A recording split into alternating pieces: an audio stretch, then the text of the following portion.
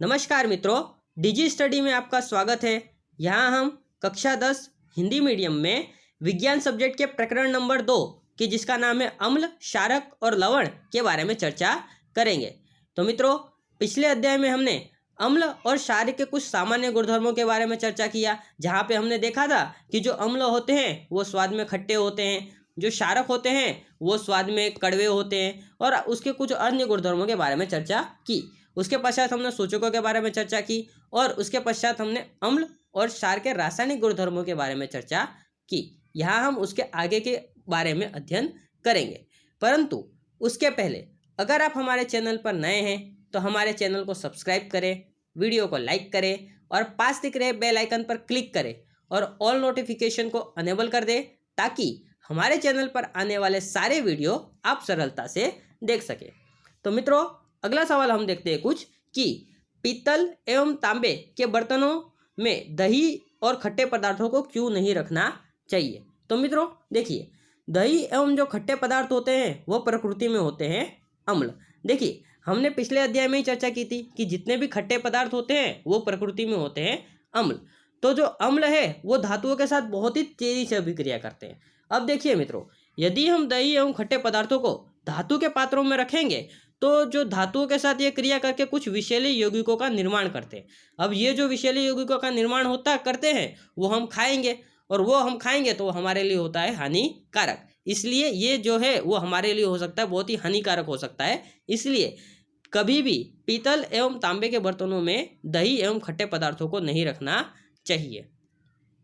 उसी प्रकार से हमारा अगला सवाल कुछ इस प्रकार से है कि धातु की अम्ल के साथ अभिक्रिया होने पर कौन सी गैस निकलती है, उदाहरण द्वारा समझाइए और उसकी उपस्थिति की जांच भी कीजिए। तो मित्रों, हमें याद है मित्रों, हमने पिछले अध्याय में ही चर्चा किया था कि पिछले पार्ट में हमने ये बात की थी कि जो अम्ल होता है वो धातु के साथ अभिक्रिया करता है तो हमेशा कौन सा गैस उत्पन्न करता है, हाइड्रोजन गैस उत्पन्न करता है। अब ये हाइड्रोजन गैस होता है दहनशील, विस्फोटक होता है, तो इसकी हम जांच कैसे करेंगे वो हम यहाँ पर देखते हैं। तो देखिए मित्रों, जो भी धातु होता है वो अम्ल के साथ अभिक्रिया करेगा, तो जब भी अम्ल के साथ अभिक्रिया होगी तो हमेशा याद रखिएगा कि धातुओं की अम्ल के साथ अभिक्रिया होने से हमेशा हाइड्रोजन गैस उत्पन्न होता है। तो यहाँ पर हम कुछ उदाहरण देख सकते हैं, जैसे कि जो जिंक धातु है वो H2SO4 मतलब कि सल्फ्यूरिक अम्ल के साथ अभिक्रिया कर रहा है, तो इसके साथ अभिक्रिया होने से ZnSO4 प्लस H2 बनता है। अब देखिए मित्रों, यहाँ पर हाइड्रोजन गैस उपस्थिति की जांच करने के लिए हम क्या करेंगे कि जब ये गैस निकलते होंगे ना, तो उसके पास हम लोग जलती हुई माचिस की तिल्ली ले जाएंगे। तो जब भी हम उसके पास जलती हुई माचिस की तिल्ली ले जाएंगे तो फटफट की ध्वनि के साथ जलेगी, जिससे हम कह सकते हैं कि यहाँ से हाइड्रोजन गैस उत्पन्न हो रहा है। क्योंकि मित्रों, हमें पता है कि जो हाइड्रोजन गैस होता है वो बहुत ही विस्फोटक होता है, इसलिए वो फटफट की ध्वनि के साथ बहुत तेजी से उसको जलाएगा। तो देखिए, कुछ यह प्रक्रिया इस प्रकार से होती है, जैसे कि आप आकृति में देख सकते हैं। देखिए यहाँ मित्रों कि यहाँ पर हमने एक बीकर लिया है, तो देखिए यहाँ पर जो हमारा परख नली है, परख नली के अंदर हमने क्या किया कि इसमें सल्फ्यूरिक अम्ल हमने भर दिया। अब सल्फ्यूरिक अम्ल भरने के बाद उसके अंदर हम लोग ने धातु के टुकड़े डाले। अब यहाँ से एक हम लोग ने पाइप निकाली और वो हमने लेके गए साबुन वाले कुछ पानी के पात्र में। अब देखिए मित्रों, यह पानी के पात्र में से, अब देखिए यहाँ से जो भी गैस उत्पन्न होगी वो जाएगी इस पानी के पात्र में, और ये पानी के पात्र से वो गैस बुलबुले के रूप में ऊपर जाएगी, और यही बुलबुले के पास हम जब यह जलती हुई माचिस ले जाते हैं तो जलती हुई माचिस बहुत ही तेजी से फटफट के साथ जलने लगती है। इसलिए हम कह सकते हैं कि यहाँ से जो भी गैस उत्पन्न हो रही होगी वो हाइड्रोजन गैस है, क्योंकि हाइड्रोजन गैस विस्फोटक होता है, इसलिए वो बहुत तेजी से उसको जलाएगा। उसी प्रकार से हमारा कुछ अगला सवाल इस प्रकार से है कि कोई धातु यौगिक ए तनी हाइड्रोक्लोरिक अम्ल के साथ अभिक्रिया करता है तो वो बुदबुदाहट के साथ उत्पन्न होता है, और इससे उत्पन्न हुई गैस मोमबत्ती को बुझा देती है। यदि उत्पन्न यौगिकों में एक कैल्शियम क्लोराइड है तो अभिक्रिया को संतुलित करने के लिए रासायनिक अभिक्रिया हमें लिखनी है। तो मित्रों, सबसे पहले हम समझ लेते हैं कि देखिए यहाँ पर कोई एक धातु है और वो हाइड्रोक्लोरिक अम्ल के साथ अभिक्रिया कर रहा है। अब धातु का यौगिक हाइड्रोक्लोरिक अम्ल के साथ अभिक्रिया कर रहा है, तो अभिक्रिया के पश्चात वो कोई गैस उत्पन्न कर रहा है, और वो गैस क्या करता है कि जो मोमबत्ती है वो उसको बुझा देता है। तो मित्रों याद रखिए, देखिए यहाँ पर मोमबत्ती को बुझा दे रहा है, मतलब कि जो भी गैस उत्पन्न हो रहा होगा वो दहन शामक गैस होगा। तो मित्रों हमें पता है कि दहन शामक एक ही गैस होता है, वो होता है CO2, मतलब कि एक गैस CO2 होगा, उत्पन्न होगा, वो कन्फर्म है। उसी प्रकार से एक और पदार्थ उत्पन्न हो रहा है जो होता है कैल्शियम क्लोराइड, मतलब कि CaCl2, मतलब कि दो पदार्थ यहाँ पे उत्पन्न हो रहा होगा, वो तो हमें पता है।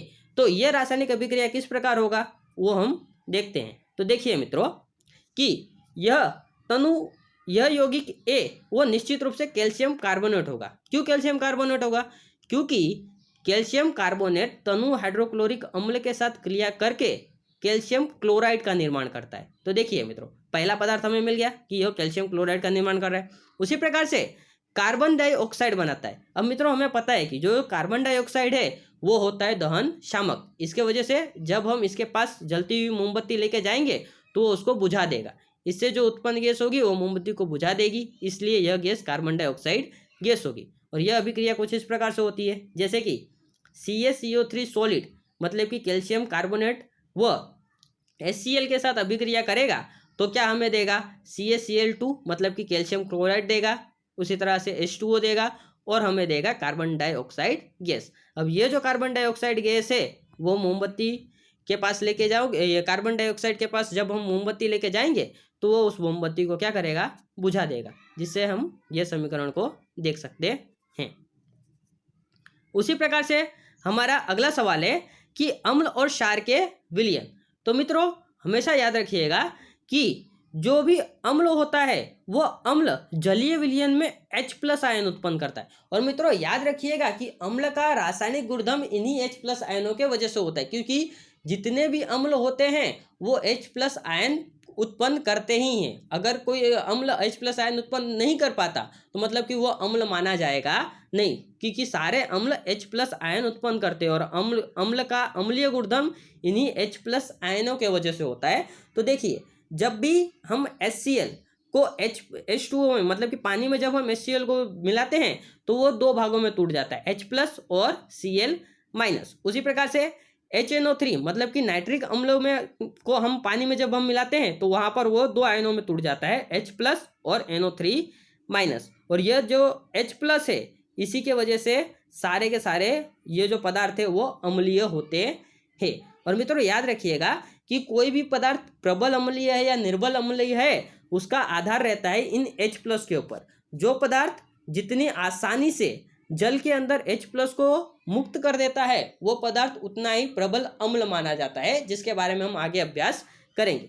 उसी प्रकार से मित्रों याद रखिएगा कि जितने भी जलीय विलयन हैं वो क्षारक हो तो वो हमेशा OH- उत्पन्न करते हैं। जैसे कि अम्ल है वो पानी में H+ आयन उत्पन्न करता है, उसी प्रकार से जितने भी क्षारक होते हैं वो पानी के अंदर OH- आयन उत्पन्न करते हैं। जैसे कि हम यहाँ पर उदाहरण में दे सकते हैं कि NaOH है वो H2O के साथ अभिक्रिया कर रहा है। तो देखिए H2O के साथ अभिक्रिया होने से एक बनता है Na+ और दूसरा बनता है OH-। मतलब कि जितने भी क्षारक होते हैं वो पानी में हमेशा OH- आयन उत्पन्न करते हैं और इसी के कारण इनका गुणधर्म क्षारीय होता है। तो क्षारीय गुणधर्म के लिए जवाबदार आयन कौन सा है? तो वो हमें याद रखना है OH-। उसी प्रकार से अम्लीय गुणधर्म के लिए जवाबदार आयन कौन सा है? तो उस समय हमें याद रखना है H+।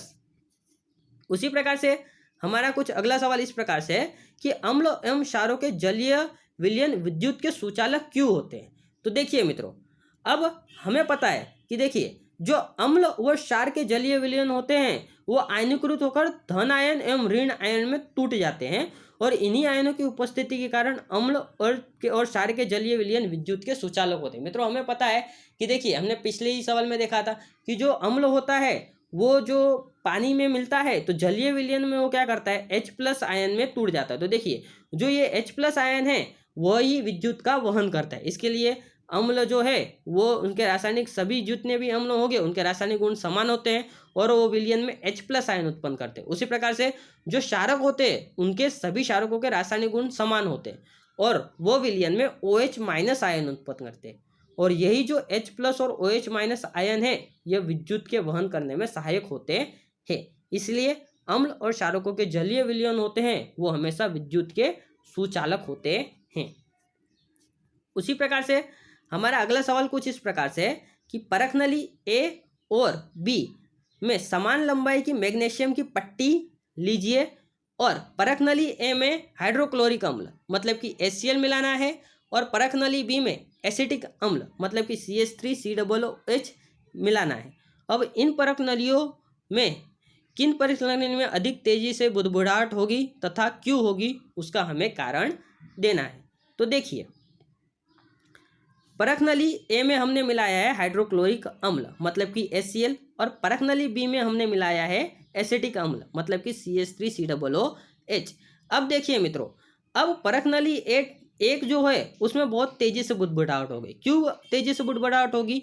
क्योंकि जो HCl होता है मतलब कि हाइड्रोक्लोरिक अम्ल होता है वो एसिटिक अम्ल की तुलना में अधिक प्रबल होता है। मित्रों हमेशा याद रखिएगा कि जो एसिटिक हाइड्रोक्लोरिक अम्ल होगा वो एसिटिक अम्ल से बहुत ज़्यादा प्रबल होता है। अब प्रबलता का आधार किस पे होता है कि ये जलीय विलयन में H+ आयन किस प्रकार से उत्पन्न करते हैं। तो मित्रों याद रखिएगा कि जो हाइड्रोक्लोरिक अम्ल होता है वो बहुत तेजी से H+ आयन मुक्त कर देता है, जिसके वजह से ये जो हाइड्रोक्लोरिक अम्ल है वो अधिक प्रबल है। और जो एसिटिक अम्ल है वो भी अम्ल ही है, परंतु यह बहुत तेजी से अपना H+ आयन मुक्त कर पाता नहीं है, इसके वजह से वह निर्बल अम्ल माना जाता है। अतः हाइड्रोक्लोरिक अम्ल मैग्नीशियम की पट्टी के साथ तीव्रता से अभिक्रिया करता है और हाइड्रोजन गैस उत्पन्न करता है। इसका रासायनिक समीकरण हम देख सकते हैं, कुछ नीचे इस प्रकार से है। मित्रों देखिए, हमने यहाँ पर मैग्नीशियम की पट्टी तो पहले हम लोग ने रखी थी, उसके अंदर हम लोग ने हाइड्रोक्लोरिक अम्ल और उसके बाद हम लोग ने एसिटिक अम्ल मिलाया है। तो मित्रों याद रखिएगा कि जो हाइड्रोक्लोरिक अम्ल होता है वो मैग्नीशियम की पट्टी के साथ तेजी से अभिक्रिया करेगा और तेजी से अभिक्रिया करने के पश्चात हमें पता है कि देखिए, कभी भी अम्ल धातु के साथ अभिक्रिया करेगा तो हमेशा H2 गैस उत्पन्न करेगा और उसके साथ साथ MgCl2 मतलब कि लवण उत्पन्न करता है। उसी प्रकार से जो हमारा एसिटिक अम्ल है वो भी इसी प्रकार से कुछ अभिक्रिया करता है। वह मैग्नीशियम के साथ अभिक्रिया करेगा तो CH3COO ट्वाइस प्लस Mg और उसी प्रकार से H2 गैस उत्पन्न कर रहा होता है। उसी प्रकार से हमारा कुछ अगला सवाल इस प्रकार से है कि HCl और HNO3 को यदि जलीय विलयन में अम्लीय अभिलक्षण प्रदर्शित करते हैं, जबकि जो अल्कोहल और ग्लूकोज जैसे यौगिक होते हैं वो विलयनों में अम्लीयता को अभिलक्षण प्रदर्शित क्यों नहीं कर पाते, तो इसका कारण क्या है वो हम देखते हैं। तो देखिए मित्रों, जो HCl और HNO3 है वो जलीय विलयन में अम्लीयता को लक्षण प्रदर्शित करते हैं, क्योंकि जलीय विलयन में यह आयनीकृत होकर H+ आयन उत्पन्न करते हैं। देखिए मित्रों, ये जो HCl और HNO3 है ये प्रबल अम्ल होते हैं, जिससे वो बहुत ही आसानी से H+ आयन को उत्पन्न कर देते हैं। तो देखिए, जो HCl है वो जलीय विलयन में H+ प्लस Cl- आयन उत्पन्न कर देता है बहुत आसानी से। उसी प्रकार से जो HNO3 मतलब कि नाइट्रिक अम्ल है वो भी जलीय विलयन में H+ और NO3- उत्पन्न कर देता है। परंतु हम बात करें ग्लूकोज की या फिर अल्कोहल की, तो ये जो यौगिक होते हैं वो हाइड्रोजन तो उत्पन्न करते हैं परंतु अम्लीय लक्षण प्रदर्शित नहीं करते, क्योंकि वो जलीय में विलयन हो जाते हैं, जिससे हाइड्रोजन आयन उत्पन्न हो पाते नहीं है। अब ये हाइड्रोजन आयन उत्पन्न नहीं कर पा रहे हैं, इसके वजह से ये अम्ल माने जाते नहीं है, ये अम्लीय लक्षण को प्रदर्शित नहीं करते। क्योंकि मित्रों हमने पहले ही देखा था कि जो भी अम्ल होते हैं वो अम्ल हमेशा जलीय विलयन में H+ आयन उत्पन्न करते हैं और यह आसानी से जलीय विलयन में H+ आयन उत्पन्न नहीं कर पाते, जिसके वजह से ये अम्लीय लक्षण प्रदर्शित नहीं करते हैं।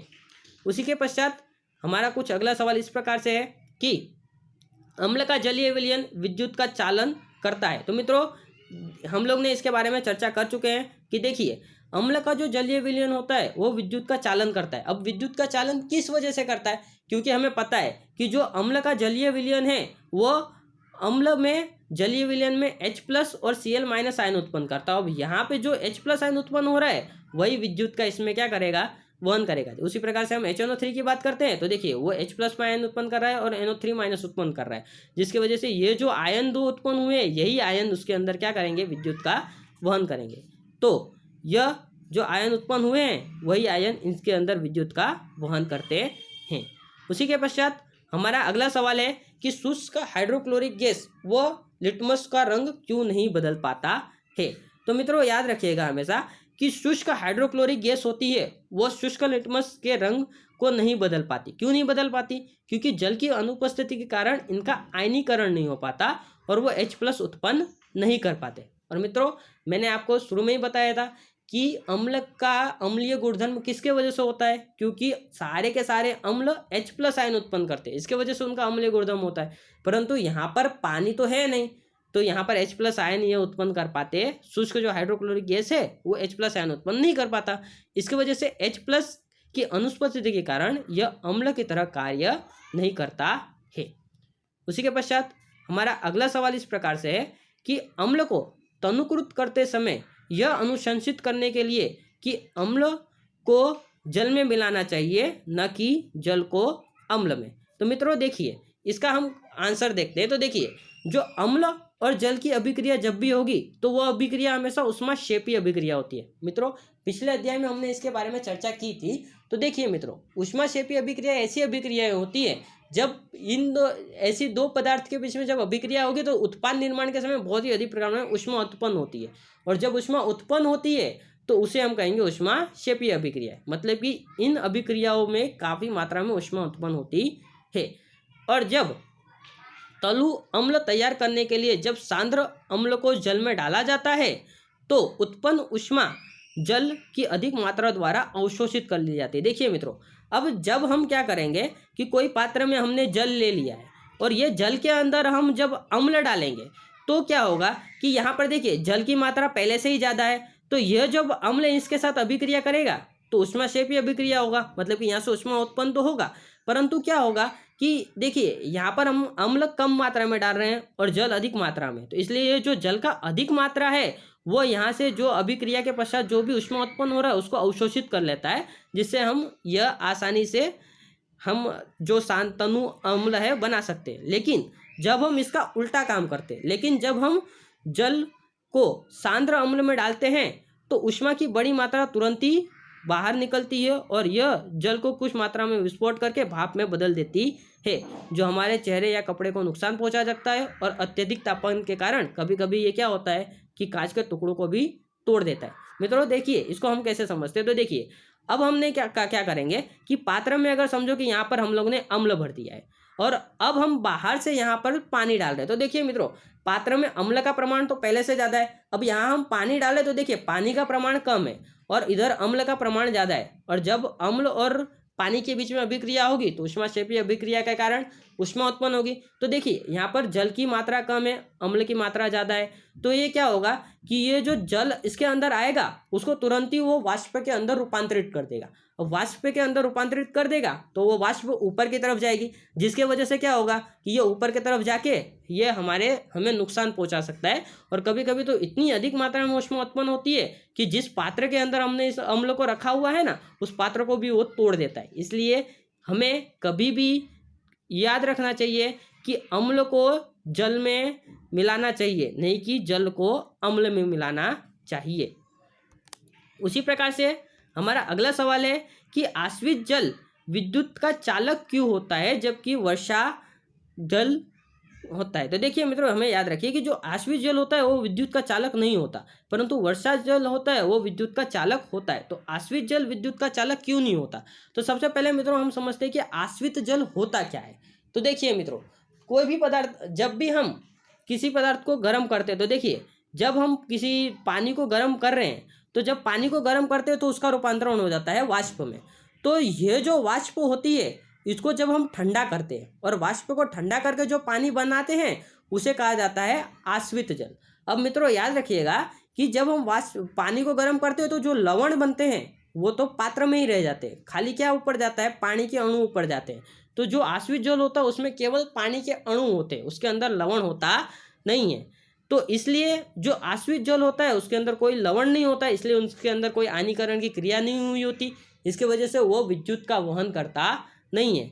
परंतु इसके विपरीत हम बात करें वर्षा के जल की, तो जो वर्षा के जल होता है उसमें जो वर्षा के साथ CO2 और SO2 गैसें घुली हुई होती है और वह जल के बूंदों के साथ मिलकर H2CO3 मतलब कि कार्बनिक अम्ल बनाएगी तथा सल्फ्यूरिक अम्ल मतलब कि H2SO4 बना देती है। अब देखिए, अब यहाँ पर लवण भी है और यहाँ पर देखिए अम्ल भी है। देखिए अब यहाँ पर अम्ल जो है H+ आयन उत्पन्न करेगा, SO4- 2 आयन मतलब कि H+ और माइनस दोनों प्रकार के आयन यहाँ पर उत्पन्न हो रहा है। तो इसके वजह से क्या होता है कि यहाँ पर विद्युत का वहन आसानी से हो सकता है, इसलिए कि यहाँ पर आयनीकरण हुआ है। तो वर्षा के जल में आयनीकरण होने के कारण यहाँ पर आसानी से विद्युत का वहन हो जाता है। तो इन अम्लों में आसानी से आयनीकरण हो जाता है, जिसके कारण क्या होता है कि ये बहुत ही आसानी से विद्युत का वहन करती है। इसलिए जो आश्रित जल होता है वो विद्युत का चालक नहीं होता, जबकि वर्षा का जल होता है वो विद्युत का चालक होता है। आश्रित जल विद्युत का चालक क्यों नहीं होता?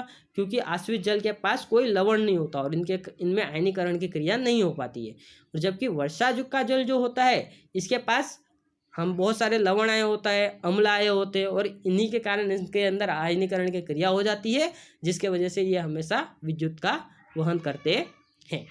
Finally this is the end of our lecture. Thanks for watching this and God bless you all.